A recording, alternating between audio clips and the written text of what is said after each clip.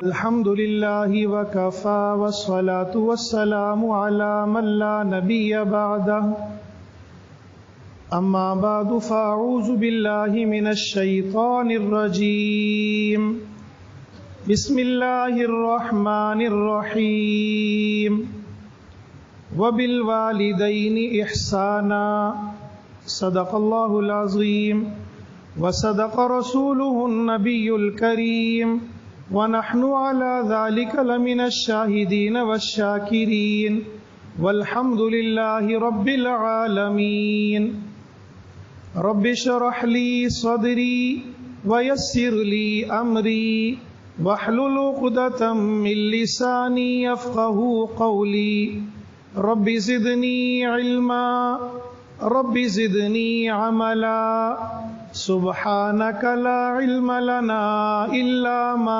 علمتنا إنك أنت العليم الحكيم۔ میرے واجب الاحترام دوستوں اور بزرگوں، اللہ رب العزت کا ہم سب پر بے حد فضل اور احسان ہے کہ اللہ رب العزت نے یہ ماہ مبارک ہم سب کو نصیب فرمایا۔ اس ماہ مبارک کی اہمیت کا اندازہ اس بات سے آپ لگا سکتے ہیں کہ آپ صلی اللہ علیہ وآلہ وسلم رجب اور شعبان میں برکت کی دعا کرتے تھے اور رمضان میں پہنچنے کی کہ یا اللہ ہمیں رمضان تک پہنچا، آپ دعائیں مانگتے تھے۔ اللہ تعالیٰ نے ہمیں بغیر مانگے یہ مہینہ عطا کر دیا۔ آج میری کوشش تو پہلے یہ تھی کہ توبہ کے متعلق یا دیگر رمضان کے متعلق میں کچھ باتیں آپ کے سامنے بیان کروں، لیکن اچانک دل میں خیال ایسا آیا کہ ایک کوتاہی ہم سب میں ایسی ہے کہ ہم اگر اس کوتاہی کی طرف نشاندہی کرتے رہیں گے تو یقیناً ہمارے اندر بھی تبدیلی آئے گی اور ہماری آئندہ آنے والی نسلیں بھی سدھر جائیں گی۔ اور وہ عمل ایسا ہے کہ عوام میں، خواص میں، سب میں پایا جاتا ہے۔ رمضان کی فضیلت کے بیان تو خود حضرت سے اور دیگر مہمان آتے ہوں گے، آپ روز ہی سن رہے ہیں، لیکن آپ اس سے میری اس بات کے ساتھ متفق ہوں گے کہ اگر وہ عمل ہمارے اندر پایا جاتا ہے تو ہمیں شب قدر کی رات بھی مل جائے تو ہماری معافی نہیں ہے۔ تو مختصر سے وقت میں چاہوں گا کہ 2-3 باتیں آپ کے سامنے ایسی رکھ دوں کہ جس کا سب سے پہلے میں خود محتاج ہوں کہ میرے اندر بھی اس بات کی اصلاح ہو جائے، اور کوشش کروں گا کہ اگر مجمع میں کوئی ایسا ساتھی ہے جس میں یہ عمل پایا جاتا ہے تو ہو سکتا ہے اللہ تعالیٰ سب کی دعا سے تمام، جب ہم سب دعا کریں گے اللہ تعالیٰ اسے بھی ہدایت دے دے۔ حضرت جبرائیل امین نے 3 بددعائیں کی تھیں۔ آپ صلی اللہ علیہ وآلہ وسلم نے پہلی سیڑھی پر قدم رکھا، آمین، دوسری تیسری پر، تینوں پر آمین۔ اس میں ایک بددعا یہ بھی تھی کہ ہلاک ہو جائے، برباد ہو جائے وہ شخص جس کے والدین دونوں یا دونوں میں سے ایک بڑھاپے کی عمر کو پہنچ جائیں اور وہ ان کی خدمت کر کے جنت کا مستحق نہ بن جائے۔ آج آپ یقین کریں، ہم جہاں بھی جاتے ہیں ہمیں والدین کی نافرمانی نظر آتی ہے۔ جس جگہ پر ہم جائیں، مرنے پر جب بھی جاتے ہیں بیان کرتے ہیں تو پتہ چلتا ہے کہ زندگی میں تو ماں باپ کو کبھی پوچھا نہیں، اور مرنے کے بعد لاکھوں روپیہ اپنے نام کے لیے لگا دیا کہ خیرات کے نام سے لاکھوں روپیہ لگا رہے ہیں۔ جب ماں باپ زندہ تھے تو ان کو کبھی پیار بھری رحمت کی نگاہ سے دیکھا نہیں، کبھی دوائیوں کے لیے ماں باپ پریشان، کبھی دیگر چیزوں کے لیے پریشان، لیکن مرنے کے بعد لاکھوں روپیہ خرچ کر دیا۔ قبروں پر پھول تو ہم بڑے شوق سے ڈالتے ہیں، لیکن جب ماں باپ گھر میں ہوتے ہیں تو سلام تک کرنا گوارا نہیں کرتے۔ تو یقین جانے دل میں یہ بات آئی کہ کاش ہماری جو آئندہ آنے والی نسل ہے، اگر ہم نے تھوڑی سی محنت کر لی اس پر، تو انشاءاللہ تعالی ہماری نسلیں بھی سدھر جائیں گی، اور ہماری اپنی زندگی جب ہم بڑھاپے کی عمر میں آئیں گے تو انشاءاللہ جب ہم دوسروں کی فکر کریں گے، اللہ رب العزت ہماری اولاد کو بھی ہمارا فرما بردار بنا دیں۔ سب سے قیمتی چیز یاد رکھیں، انسان کے لیے شادی کے بعد اس کی اولاد ہے۔ آپ اولاد کے لیے اس بات سے اندازہ لگا سکتے ہیں کہ شادی کے بعد ہر دعا کے اندر شوہر کی بھی حالت یہ ہوتی ہے کہ یا اللہ مجھے اولاد عطا کر دے، اور بیوی کی بھی صورتحال یہ ہوتی ہے کہ وہ کہتی ہے کہ یا اللہ مجھے اولاد عطا کر دے۔ اسی طریقے سے کوئی حج پر چلا جائے، کوئی عمرے پہ جائے، کوئی بزرگ آ جائے، وہ ایک ہی بات، ایک ہی پیغام دیتے ہیں کہ اللہ تعالیٰ سے دعا کریں اللہ تعالیٰ ہمیں اولاد دے دے۔ اور جب اولاد اللہ تعالیٰ عطا کر دیتے ہیں، اس کے لیے اولاد کی صورتحال یہ ہے کہ پھر تمام خوشیاں ماں باپ کی اپنی اولاد سے وابستہ ہو جاتی ہیں۔ باپ اسی فکر میں رہتا ہے کہ میں اپنی اولاد کی تمام ضروریات پوری کرتا رہوں، میری اولاد کو کسی قسم کی کوئی پریشانی نہ ہو، کوئی تنگی نہ ہو۔ معاشرے کے اندر جہاں دیگر بچے سر اٹھا کر جیتے ہیں، میرے بچے بھی وہاں سر اٹھا کر اسی طرح جئیں جیسے دوسرے لوگوں کے بچے ہیں۔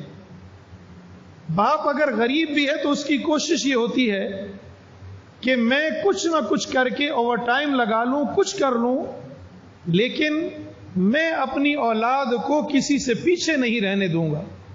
یہ اللہ رب العزت نے ایسی محبت ماں باپ کے دلوں میں ڈالی۔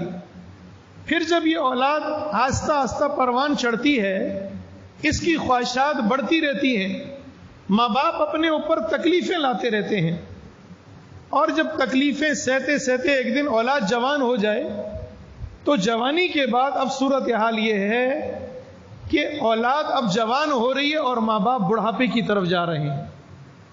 اب جب ماں باپ اپنی امیدوں کو پروان چڑھتا ہوا دیکھتے ہیں، اپنی اولاد کو جوان ہوتا ہوا دیکھتے ہیں، ان کے دل میں بھی خواہشات، امنگیں ابھرتی ہیں کہ جس طرح ہم نے بچپن میں اپنی اولاد کی دیکھ بھال کی، ان کو ہر ایک سے بچایا، سردی گرمی سے بچپن میں اس کی حفاظت کی، بیماری سے اس کو بچایا، ایک ایک چیز کے لیے ہم نے اپنے بچے کے ساتھ محنت کی بچپن میں، اور جب یہ بچہ جوان ہوا، اس کی تمام ضروریات، پڑھائی کے ساتھ ساتھ تمام چیزوں کو ہم نے پورا کیا۔ آج یہ بچہ جب یہ کمانے لگا اور ہم بڑھاپے کی صورت میں آ گئے تو یہ ہمارے ساتھ وہی معاملہ کرے گا جیسا ہم نے کیا۔ لیکن خوش قسمتی بہت کم والدین کی ہے کہ اولاد ایسا کر پائے، ورنہ صورتحال یہ ہے یقین جانے کہ اس کے بالکل برعکس ہے۔ اگر بڑھاپے کی عمر میں والدین پہنچ جائیں، اولاد جوان ہو جائے، اب ہماری صورتحال یہ ہے کہ دوستوں کے پاس تو وقت ہے ہمارے لیے، پوری پوری رات دوستوں کے ساتھ بیٹھ جائیں گے، پوری پوری رات باہر محفلوں میں بیٹھ جائیں گے، لیکن گھر میں جیسے ہی داخل ہوں گے تو ہماری صورتحال یہ ہوگی اب ہمیں ماں کچھ نہ کہے، ہمارا والد ہمیں کچھ نہ کہے۔ ساری رات ماں انتظار کرتی رہے گی کہ کب یہ میرا بیٹا آئے گا۔ ماں کھانا تک نہیں کھاتی کہ پتہ نہیں میرے بیٹے نے کھانا کھایا یا نہیں کھایا، اور ہم باہر ایسے گپ شپ میں مست ہیں کہ ہمیں اپنے ماں باپ کا خیال نہیں۔ اور جب گھر آتے ہیں ماں پوچھ لے بیٹا دیر سے کیوں آئے، تو 10 باتیں والدہ کو سنا دیتے ہیں۔ ماں پھر بھی منہ نیچے کر کے روبٹے کے اندر اپنے آنسوؤں کو چھپا کر سو جاتی ہے، کبھی شکوہ تک زبان پر نہیں لاتی۔ باپ چونکہ دن میں محنت کرتا ہے وہ سو جاتا ہے، جب پوچھ لے تو بیٹا ایک دفعہ جواب دیا، دوسری دفعہ گھر چھوڑنے کی دھمکی کر دیتے۔ اور اب تو یہ صورتحال ہے کہ اگر باپ کچھ کہہ دے تو بیٹا کہہ دیتا ہے کہ پھر دوسرا راستہ مجھے اختیار آتا ہے، یا کبھی ماں کو کہتا ہے کہ میں دوسرے راستے پر مجھے باپ مجبور کر رہا ہے، کبھی کہتا ہے کہ مجھے بھی جواب دینا آتا ہے۔ تو آپ بتلائیے جب ایسی صورتحال ہو تو پھر اللہ رب العزت کی طرف سے ہم پر کیا رحمتیں برسیں گی؟ پھر کیوں نہ ایسا ہو ہم پر عذاب آئے اور آج جو بھی کچھ یہ ہو رہا ہے، ان تمام حالات کی ذمہ داری میرے دوستو میں اور آپ خود ہیں۔ اللہ کے عذاب کو دعوت دینے والے ہم خود ہیں۔ انہی صورتحال کی وجہ سے آج نماز پر بھی ہم فکر کر لیتے ہیں، دیگر چیزوں پر بھی کر لیتے ہیں۔ باہر ہم نیک ہیں، حاجی پرہیزگار نمازی ہیں، متقی پرہیزگار ہیں، لیکن گھر میں جب داخل ہوتے ہیں تو گھر والوں کے ساتھ، ماں باپ کے ساتھ ہمارا رویہ انتہائی بدترین سلوک کی طرح ہے۔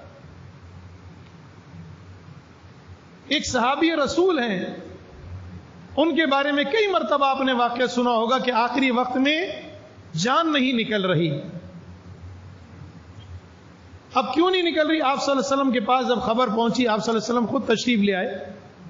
میں مختصر صرف چونکہ وقت بھی کم ہے، صرف اشارے آپ کو دوں تاکہ ایک چیز ہماری بات نوجوان نسل بھی ان کی سمجھ میں آ جائے کہ صحابی رسول ہیں، ان کی بھی صورتحال یہ ہے کہ آپ صلی اللہ علیہ وسلم پہنچے، صورتحال معاملے کی نزاکت کو جانتے تھے۔ اماں معاف کر دے، پتہ چلا والدہ ناراض ہے، ماں نے کہا میں معاف نہیں کرتی، بات کیا ہے؟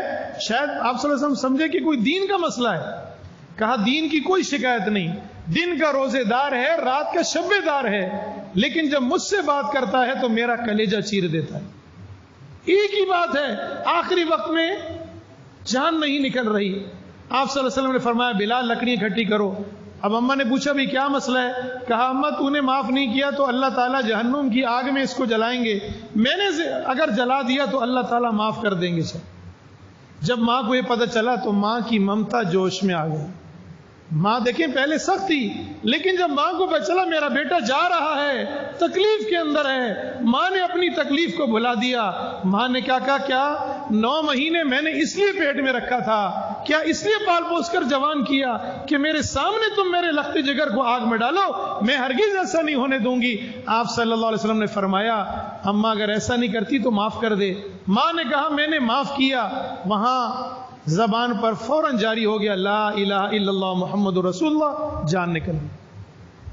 آپ صلی اللہ علیہ وسلم نے فرمایا لوگوں سن لو، جس نے اپنے ماں باپ کو ناراض کیا اس پر اللہ کی لعنت ہو، زمین آسمان والوں کی لعنت ہو، اس کی تمام عبادات قبول نہیں، کیونکہ یہ ماں باپ یہ ایسی عظیم ہستی ہیں، دنیا میں میرے اور آپ کے آنے کا سبب یہ ہمارے ماں باپ بنے، ہمیں پال پوس کر جوان کیا، آج ہمیں اس قابل بنایا ہمارے ماں باپ نے۔ اور یاد رکھیں ماں کی محبت تو ایسی مثالی محبت ہے، یہ ایسے سایدار درخت کی طرح ہے کہ جس کی انسان کوئی اندازہ نہیں لگا سکتا، یہ ایسے سمندر کی گہرائی پر ہے جو نیچے تہ تک کوئی جا نہیں سکتا، ایسی معیاری محبت ماں کی۔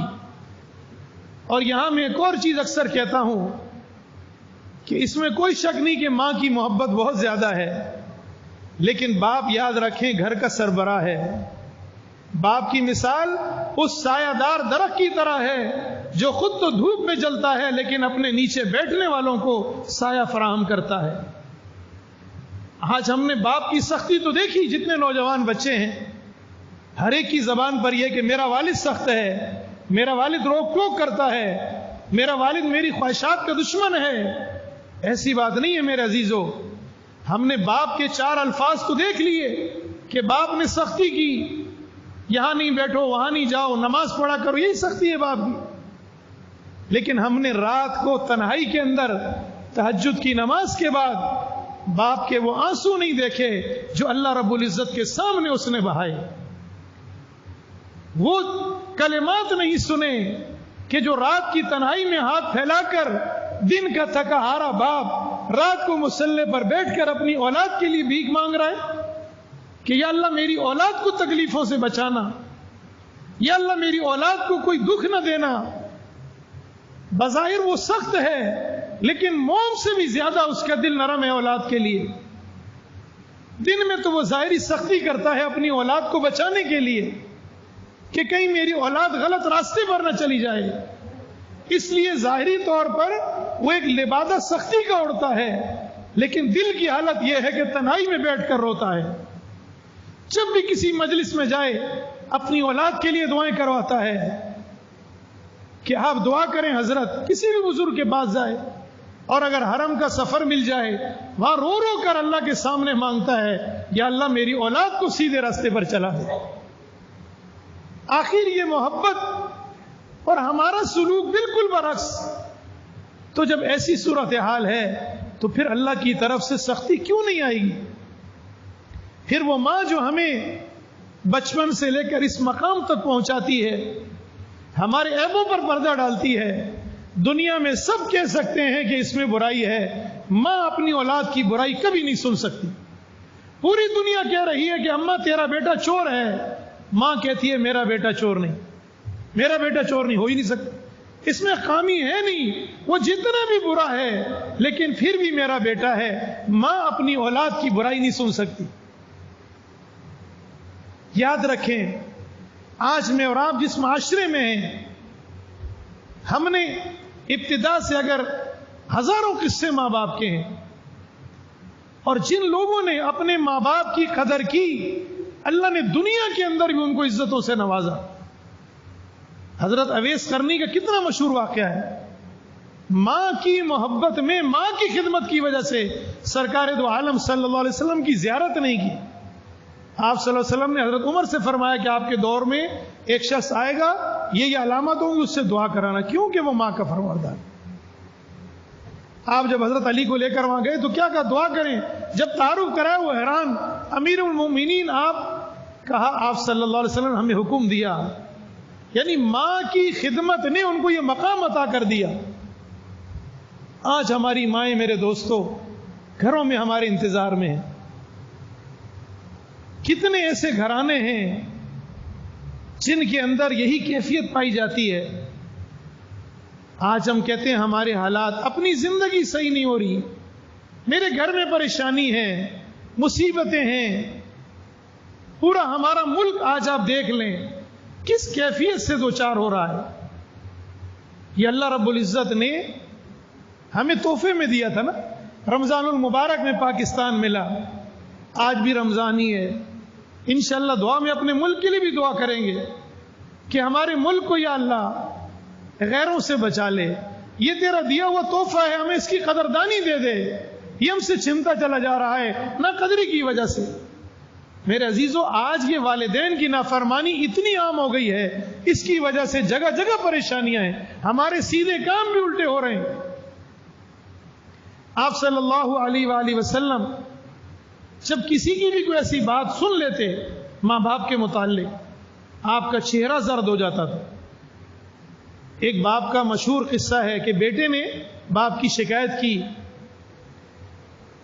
اب جب بیٹے نے شکایت کی، آپ صلی اللہ علیہ وسلم نے والد کو بلوایا تو والد نے راستے میں کچھ اشعار پڑھے، جن میں سے 2-3 باتیں میں بیان کروں گا کہ والد نے آتی ابھی زبان پر بھی وہ الفاظ نہیں لائے، اللہ رب العزت نے پہلے پہنچا دی. جبرائیل امین نے آ کر باپ جیسے ہی پہنچا تو آپ صلی اللہ علیہ وسلم نے فرمایا وہ اشعار سناؤ پہلے، باقی معاملے بعد میں.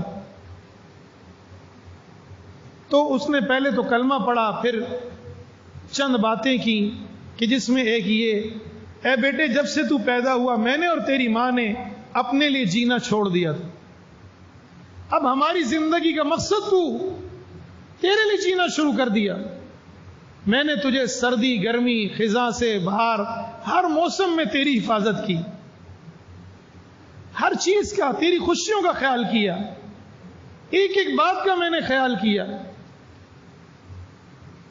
اور جب تو بیمار ہوتا پوری رات تھکاوٹ کے بعد تیری ایک مسکراہٹ ہماری پوری رات کی تھکاوٹ کو ختم کر دے. میری جوانی ختم ہو گئی، میں بڑھاپے کی طرف آ گیا، تو جوانی کی طرف آ گیا. تو کڑیل جوان ہوتا رہا، میں جھکتا چلا گیا بڑھاپے کی وجہ سے. میری کمر جو ہے کمان کی طرح ہو گئی، تو تیر کی طرح سیدھا ہو گیا. جب مجھے امید ہوئی کہ تو بڑھاپے میں میرا سہارا بنے، لاٹھی بن کر میرا سہارا بنے گا، تو نے اپنی آنکھیں پیشانی پر رکھ لی اور جا کر نبی کریم صلی اللہ علیہ وسلم سے میری شکایت کر. لمبی چوڑی باتیں لیکن میں نے 2 لفظوں میں بیان کی.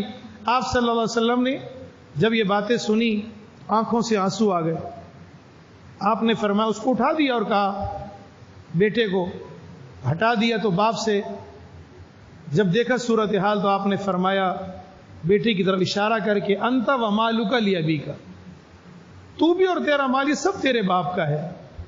آج شکایات تو یہی ہیں کہ ہمارے والد اگر کوئی خواہش کر دیں تو ہم پوری نہیں کر سکتے. آج اپنی اولاد کے لیے تو سب کچھ ہے، بیوی کے لیے سب کچھ ہے، لیکن ماں اگر کوئی خواہش کر دے، ماں اگر کوئی فرمائش کر دے، کسی چیز کا کہہ دے، ہم سب کہہ دیتے ہیں جی ہمارے پاس پیسے ہی نہیں، حالات ہی صحیح نہیں۔ تو یاد رکھیں میرے عزیزو، اگر یہی صورتحال رہی تو آگے جا کر ہماری اولادیں ہمارے ساتھ بہت برا سلوک کریں۔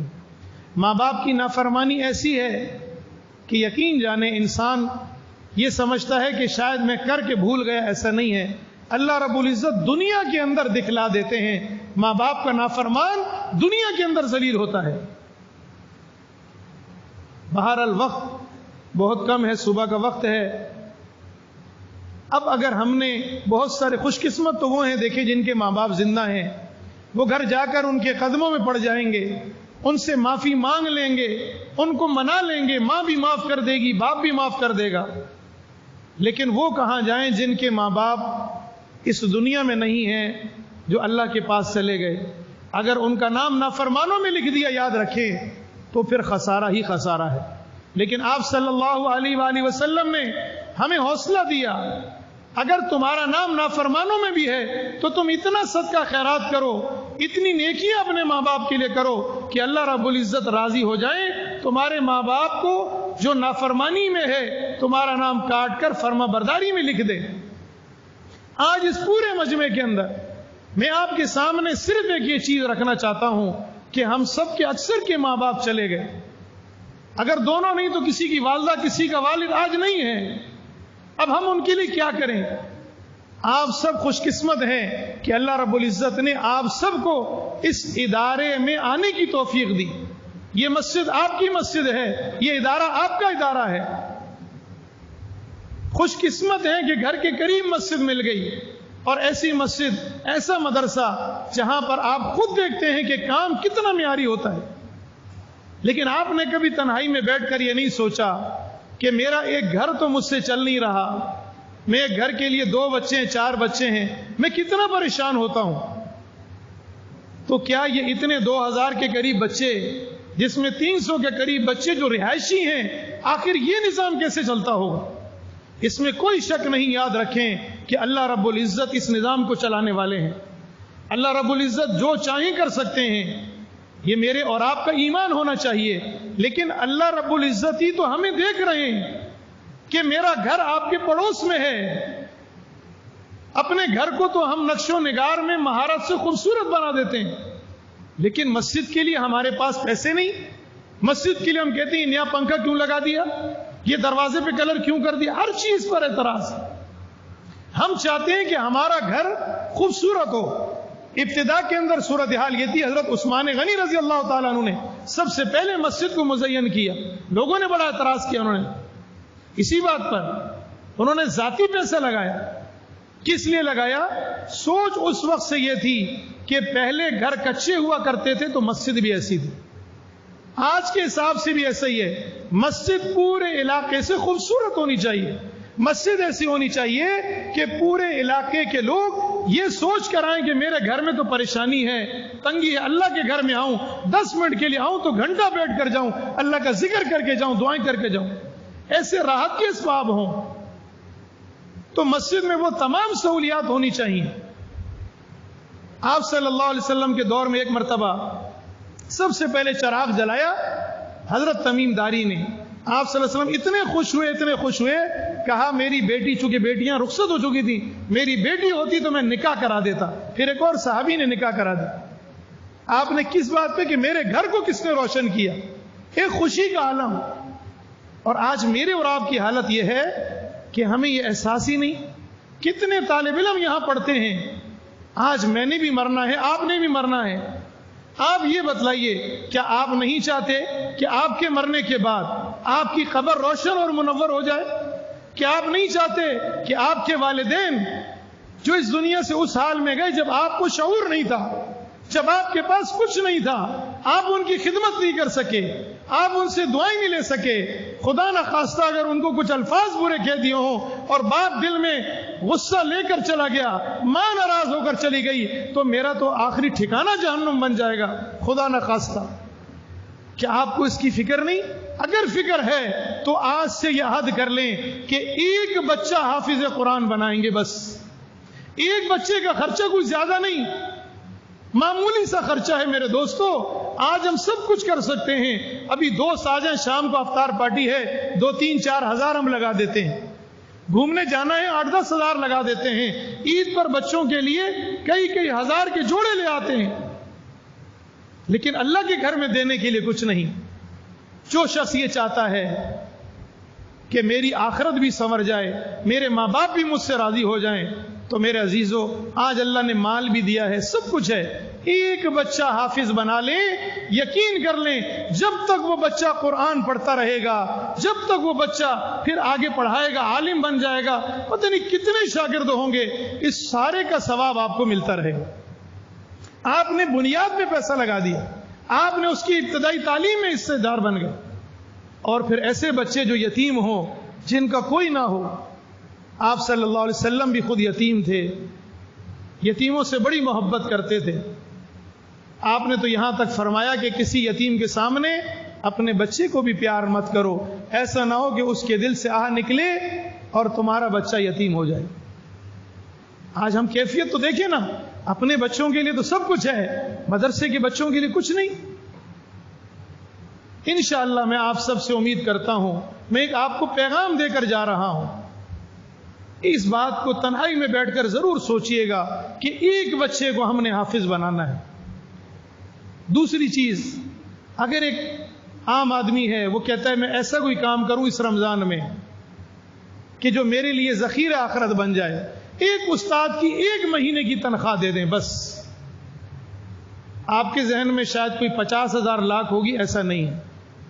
مدرسوں میں تو تنخواہ ہوتی نہیں، تو جیب خرچ ہوتا ہے.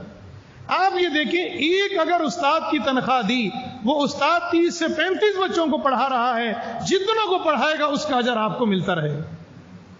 اسی طرح آپ کی مسجد میں ہزاروں چیزیں ضروریات ہیں، مدرسے میں ضروریات ہیں. آپ امام صاحب کے پاس آئیں، آپ ان سے درخواست کریں کہ یہ میرا مال ہے، میں چاہتا ہوں کہ میرا مال صحیح جگہ خرچ ہو جائے. آج ہماری حالت یہ، ہم 10 روپے دیتے ہیں، دکھلا کے دیتے ہیں سب کو، ہم احسان کر رہے ہیں. ایسا نہیں ہے. احسان تو میرے عزیزو اس غریب کا ہے، احسان تو اس یتیم کا ہے، اس طالب علم کا ہے، یا مدرسے والوں کا ہے جو ہمارے پیسے کو وصول کر کے صحیح جگہ پر لگا رہے ہیں. ہم دیتے کیا ہے مدارس کو؟ زکوٰۃ. اور زکوٰۃ بھی وہ جو ہمارے مال کا میل ہے، اصل مال تو ہم نہیں دے رہے. اور اس پیسے سے بھی یا کھال عید پہ دیتے ہیں جو ہمارے کسی کام کی نہیں.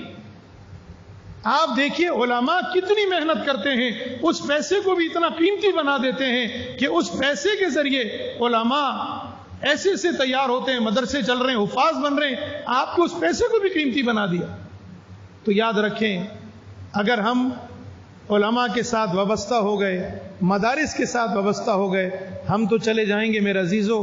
جتنی محنتیں ہم نے کی ہوں گی، جو بھی کچھ صدقہ خیرات اپنی حیثیت کے مطابق دیا ہوگا، اللہ رب العزت کی ذات سے امید یہ ہے کہ اللہ رب العزت ہماری دنیا بھی سنوار دیں گے، آخرت بھی سنوار دیں گے. ہمارا نام مدرسے میں دینے والوں میں ہوگا. خوش قسمتی آپ دیکھیں نا کہ ہم ایک بندہ، وہ عام آدمی ہے، وہ کہتا ہے میں 10 روپے دیتا ہوں. جب قیامت والے دن تمام مدرسے والوں میں جو لوگ تعاون معاونین کو بلایا جائے گا، اس کا نام بھی اس میں آ جائے گا. اللہ تعالیٰ یہ نہیں دیکھتے اس نے 10 دیے کہ 10,000 دیے یا لاکھ دیے، لیکن اس کا نام معاونین میں آئے گا. کیا آج ہم میں سے کوئی ایسا نہیں جو ہر ایک کر سکتا ہے؟ چھوٹے بھی کر سکتے ہیں، بڑے بھی کر سکتے ہیں. اپنی اولاد اپنے لیے بھی حافظ بنائیں کہ میں قرآن نہیں پڑھا ہوا، ایک بچہ قرآن پڑھتا رہے گا. جتنے سفید بالوں والے یہاں بیٹھے ہیں، آپ خود اندازہ لگا لیں کہ ہم نے جانا تو ہم نے شاید آپ سے پہلے ہو، لیکن ایک ایک بچہ بنائیں گے. انشاءاللہ یہ مدرسہ آپ کا مدرسہ ہے، اس کے معاون اور مددگار بن جائیں، حضرت اقدس کے دست و بازو بن جائیں. یقین جانیں ان کے صدقے جب آپ چلیں گے، آپ کی زندگی بھی سنور جائے گی، آپ کی اولاد بھی درست ہو جائے گی.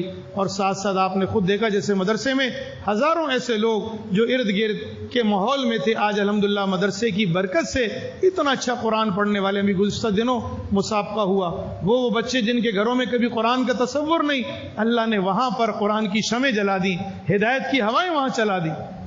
تو یہ سب آپ کی محنت سے ضرور ممکن ہوگا.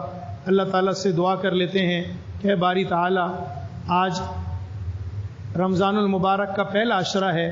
اس عشرے میں ہونا تو یہ چاہیے تھا کہ ہم سب اپنے آپ کو اس قابل بنا لیتے کہ اللہ کی رحمت کے مستحق بن جاتے، لیکن ہمارے گناہ، ہماری غلطیاں، ہماری کوتاہیاں اتنی زیادہ ہیں کہ یقین کریں جس طرح دیگ کو بار بار دیگچے کو کالا زیادہ ہو جائے نا تو بار بار مانجنا پڑتا ہے، بڑی دیر کے بعد وہ صاف ہوتا ہے. بار بار توبہ کریں گے، بار بار روئیں گے، آنکھوں سے آنسو بہانے کی فکر کریں گے تو یقین کر لیں انشاءاللہ اللہ رب العزت ہم سب کی مغفرت کا فیصلہ فرما دیں.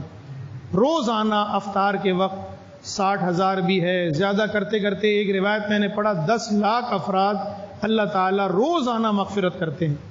تو آج 10 لاکھ افراد میں کیوں پیچھے رہوں؟ میں ان خوش نصیب بندوں میں شامل ہو جاؤں جن کی مغفرت ہو جائے. اسی طریقے سے یاد رکھیں اللہ کو آنکھ سے نکلا ہوا آنسو بڑا پسند ہے. ہم تو سارے بیٹھے ہیں، ایک شخص کے بارے میں آتا ہے کچھ نہیں تھا لیکن اللہ نے بخشنا تھا، پوچھتے رہے کوئی نیکی، کچھ نہیں، آخر میں یہ پلکیں ہیں نا ان بالوں نے گواہی دی اللہ ایک مرتبہ آپ کے خوف سے ایک آنسو نکلا، ایک قطرہ باہر بھی نہیں آیا، صرف ایک بال گیلا ہوا، اللہ نے اس پر بھی معاف کر دی. تو آج جتنے بھی بندے بیٹھے ہیں کوشش کریں کہ ہمارے آنسو ضرور نکل آئیں. اللہ رب العزت کے ہاں ان آنسوؤں کی بڑی قدر ہے. ہو سکتا ہے آج ہم سب کا بیٹھنا، اللہ کے سامنے مانگنا ہمارے لیے نجات کا ذریعہ بن جائے. تمام ساتھی درود شریف بھی پڑھ لیں اور اپنے سروں کو جھکا لیں، عاجزی انکساری کے ساتھ اللہ کے سامنے بھیک مانگنے کے انداز میں بیٹھ جائیں کہ دینے والی ذات وہی ہے، ہم سب لینے والے ہیں انشاءاللہ ثم انشاءاللہ. اور ہر ایک یہ کہے کہ یا اللہ میری توبہ، مجھ سے جو غلطیاں ہوئیں، کیونکہ دیکھیں یا تو انسان کو خود پتہ ہے میں نے کیا کیا یا رب کو پتہ ہے. ہم اپنے رب کے سامنے پیش کرتے ہیں یا اللہ جو کیا ہے معاف کر دے، جان کر کیا نادانی میں کیا یا اللہ معاف کر دے. عاجزی انکساری کے ساتھ بیٹھیں گے اللہ تعالی ہمیں محروم نہیں کریں گے انشاءاللہ. درود شریف پڑھ لیں، توبہ کے الفاظ بھی کہہ لیں، اپنے نفس کو ملامت بھی کر لیں، اس کے بعد دعا کر لیں.